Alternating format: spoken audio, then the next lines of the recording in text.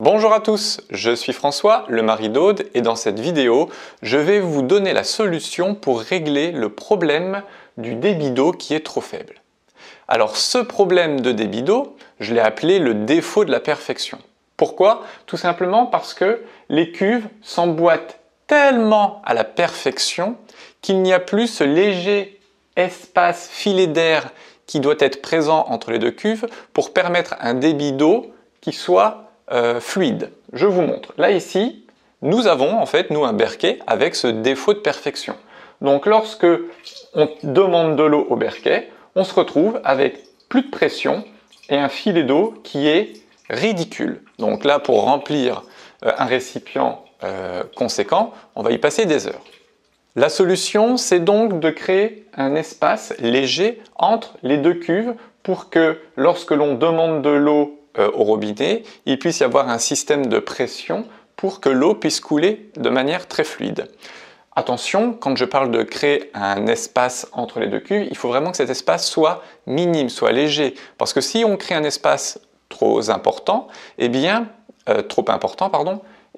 allons nous retrouver avec la possibilité que la poussière ou des saletés puissent rentrer. Non, le but c'est vraiment un léger filet d'air.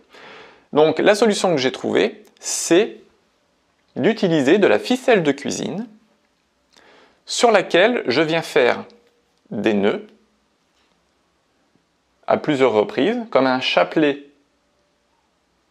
de nœuds, et je vais l'insérer entre les deux cuves. Mais avant de vous montrer comment je le mets, je vous montre un petit peu comment je procède pour faire les nœuds.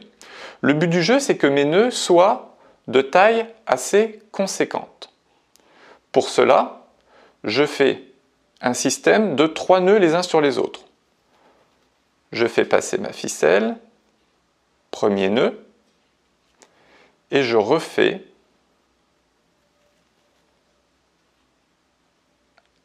le double nœud en faisant en sorte qu'il vient bien se mettre sur le premier, et je le fais une troisième fois. Voilà, de cette manière, j'ai comme résultat des nœuds épais, assez gros. Donc voilà, j'ai mon chapelet de nœuds, donc j'ai fait en sorte de prendre une grande longueur et j'ai pris le temps de faire tous mes nœuds.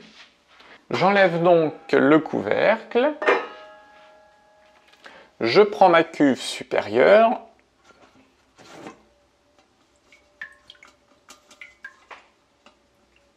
je vide l'eau résiduelle, je la pose. Bien évidemment, avant toute manipulation sur les surfaces qui sont à l'intérieur, je me lave les mains soigneusement pour éviter, on va dire, de contaminer l'intérieur.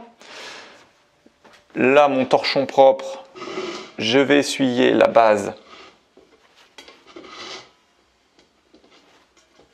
de la cuve supérieure.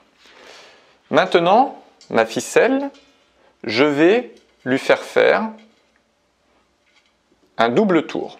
Alors, c'est là où c'est toujours un petit peu délicat. Si jamais vous pouvez être deux, ça permet de maintenir la ficelle, c'est plus simple. Et voilà. Tout seul, c'est moins évident. Voilà. Je fais en sorte de serrer. Je fais un nœud supplémentaire. Voilà, c'est bien serré.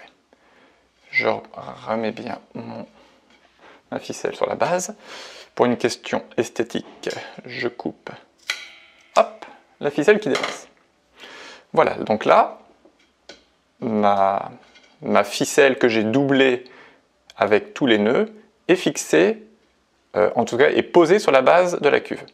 J'ai bien les mains propres, donc je me savonne bien les mains. Donc là, moi, je l'ai fait vraiment pour ne pas contaminer la surface. Et je vais repositionner la base au-dessus de l'autre cuve, en maintenant la ficelle. Parce que la première fois que j'ai fait, j'ai pris ma base et bien sûr, ma ficelle est tombée. Donc c'est moins drôle.